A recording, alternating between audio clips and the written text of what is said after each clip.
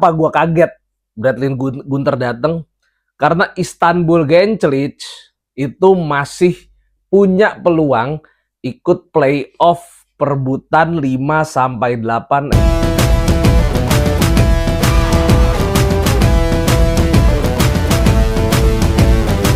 Halo Volley-mania, ketemu gua sama Danes yang tentu saja kalau lu ngikutin TikTok gua lu udah nggak asing lah.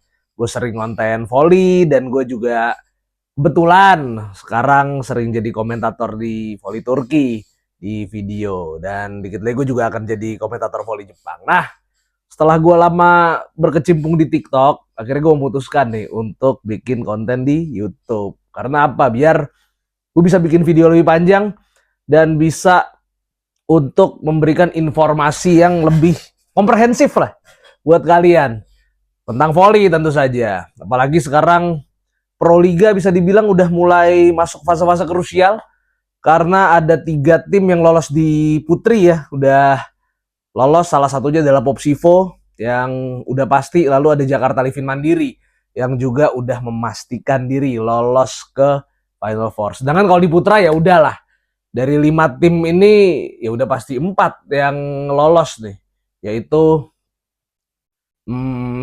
Lavani, terus ada siapa lagi tuh, Bayangkara udah pasti, Palembang Bang Sumsel Babel, sama satu lagi Surabaya Samator. Nah, ini gue mau ngebahas soal bursa transfer Pro Liga yang masih berjalan nih sampai sekarang.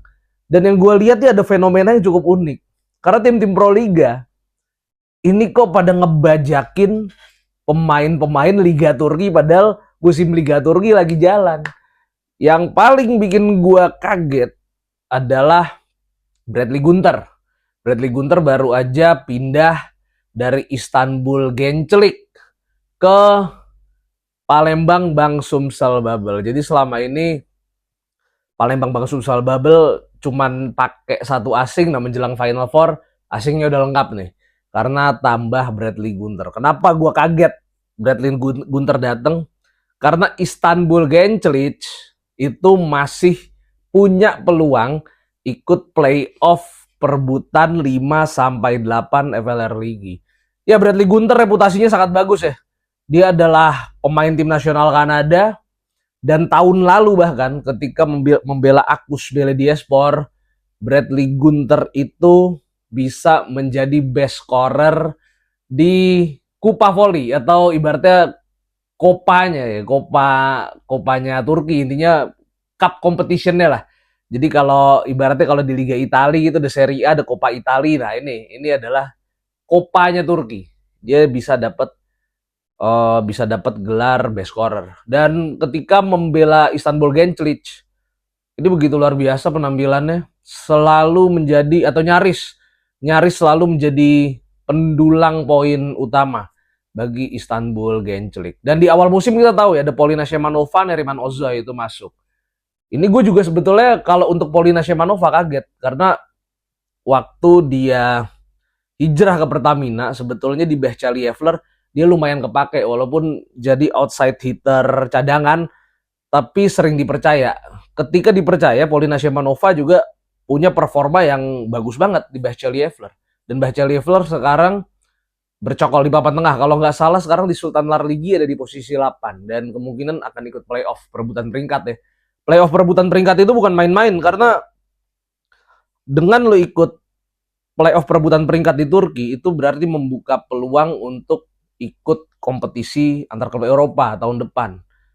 Entah itu CEV Cup atau CEV Challenge Cup yang merupakan kasta ketiga di Eropa, atau kalau CEV Cup tuh seperti Europa League-nya lah kalau di bola ya. Kalau CEV Challenge Cup itu seperti Conference League-nya.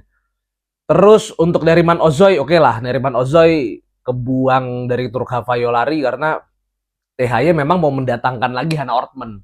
Jadi dia kebuang, dan akhirnya ya kita tahu ya Neriman Ozoy berhasil jadi salah satu pemain terbaik di Pro Liga musim ini. Ini salah satu kunci kenapa Popsivo begitu atau lumayan dominan lah di babak reguler. Peringkat 1 sekarang selisih 5 poin dari Jakarta Livin Mandiri yang materi pemainnya juga luar biasa bagus. Terus juga yang baru pindah juga di putaran kedua. Kalau Neriman Ozoy sama siapa namanya? Sama Polina Shemanova kan emang udah pindah ke Proliga dari awal. Tapi kan waktu dia pindah di awal musim Proliga, Voli Turki atau Sultan Larigan juga masih jalan tuh, atau masuk ke pertengahan musim tuh, masih pertengahan musim. Terus ada dua pemain lagi yang pindah dari Voli Turki di pertengahan musim dan pindahnya di Proliga putaran kedua, yaitu Animicim dan Tara Topner. Nah, kalau Animicim dan Tara Topner ini sebelumnya dia main di Sarrier, tim juru kuncinya Sultan Larligi. Terus ada juga Julia Sangyakomo dari Ketsioren Sigorta Shop. Dia pindah ke Jakarta Livin Mandiri ya. Bukan. Julia Sangyakomo ke Petrokimia, sorry gue lupa. Julia Sangyakomo pindah ke Petrokimia untuk menggantikan Tang Tri Tang Tui yang memang dia punya masalah kesehatan sebetulnya. Karena Tang Tri Tang Tui ini kan sebelumnya dia main di Kuzeyboru juga tuh, di klub Turki. Tapi karena punya masalah jantung dia dicoret dari Kuzeyboru.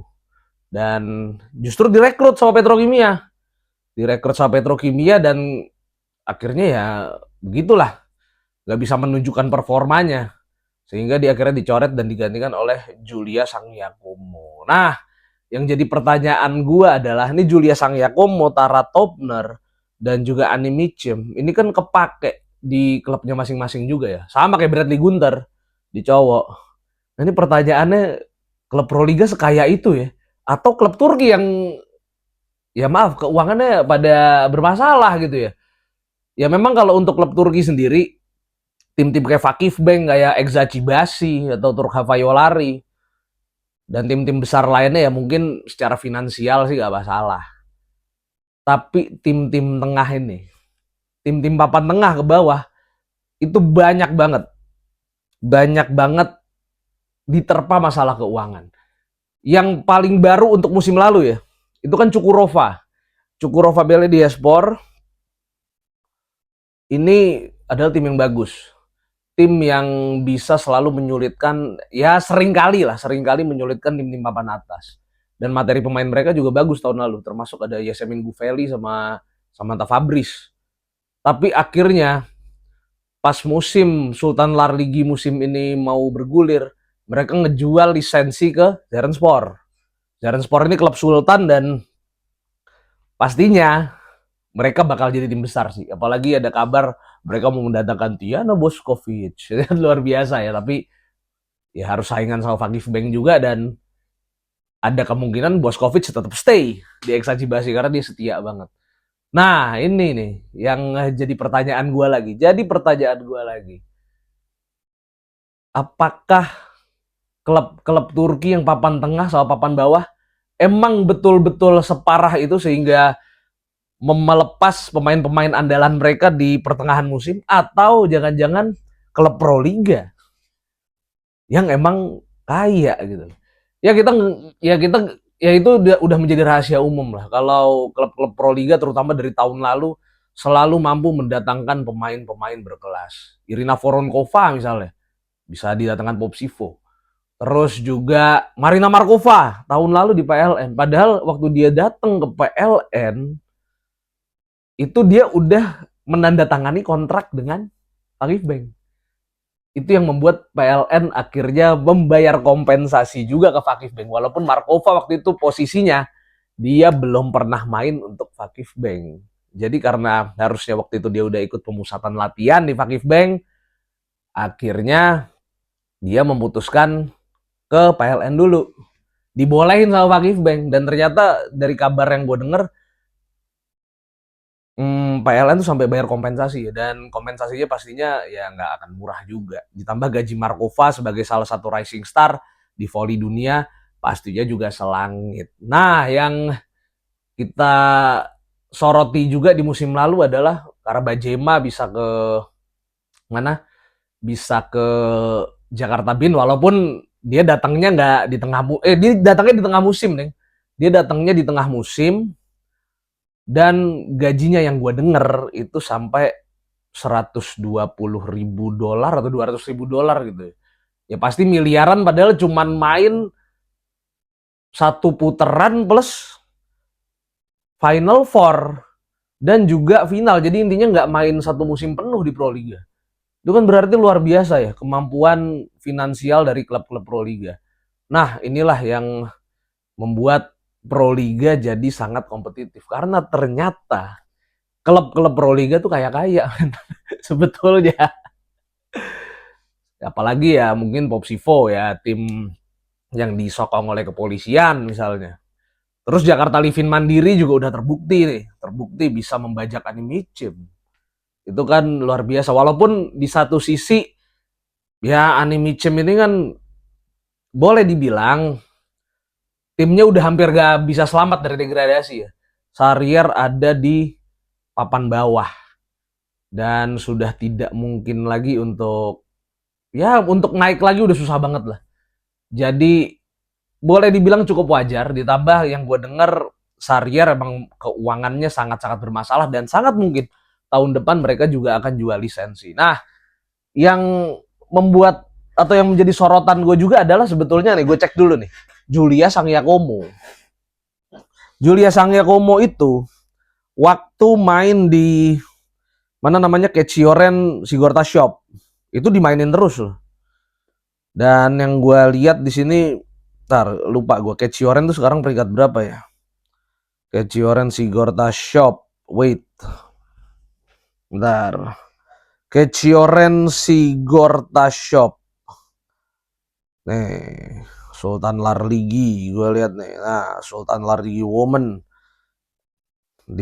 gue lihatnya di sebuah aplikasi ya, nih Kecioren Sigorta Shop itu ada di Kecioren Sigorta Shop juga.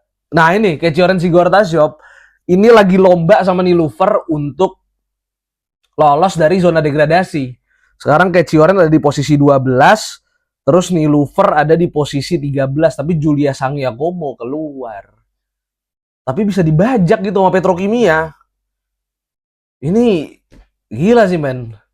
Berarti kemampuan finansial Petrokimia yang bahkan untuk sekarang terancam tidak masuk ke Final Four, ini masih lebih bagus daripada tim seperti Sigorta Shop. Wow. Dan gue juga heran sih kenapa Sigorta Shop yang masih punya peluang untuk gak degradasi musim ini ngelepas Animicim ke Petrokimia. Jadi intinya kita tidak layak mengunderestimatekan Proliga karena pada 2 musim terakhir ini terbukti ya. Terbukti Petrokimia tuh, atau maksud saya lagi ya lah. Maksud gue Petrokimia, kok Petrokimia lagi. Maksud gue 2 musim terakhir ini terbukti kalau kemampuan finansial Proliga, tim-tim di Proliga itu begitu luar biasa. Dan gue berharap ke depannya Proliga semakin menunjukkan taringnya sih.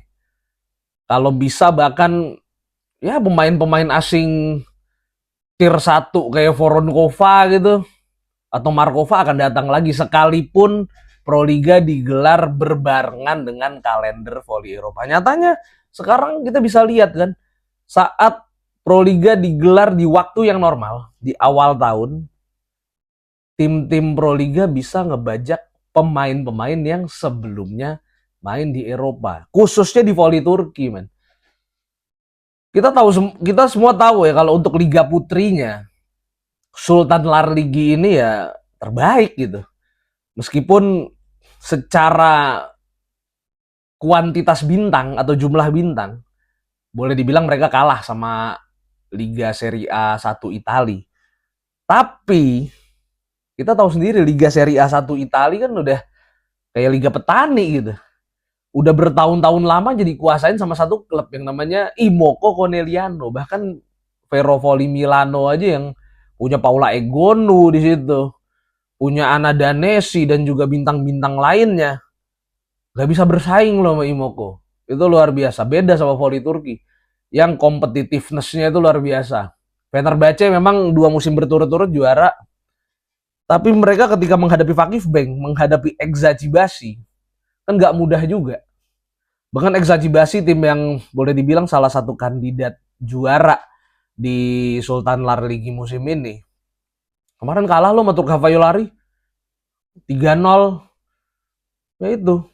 Jadi kesuksesan tim Pro Liga untuk mendatangkan pemain-pemain Liga Turki ini, apalagi pemain-pemain yang masih kepake di klubnya masing-masing, ini adalah catatan yang sangat luar biasa. Jadi gue berharap ke depan, ya itu tadi yang tadi gue bilang, ke depan ya Pro Liga makin gokil deh.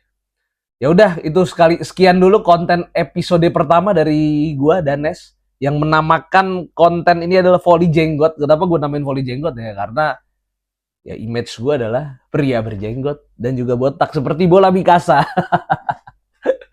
Ya udah guys, see you. Tunggu episode kedua. Mungkin di episode kedua gue akan membahas soal udah waktunya belum sih Megawati itu pindah ke Eropa atau ke Liga Jepang. Oke, see you guys.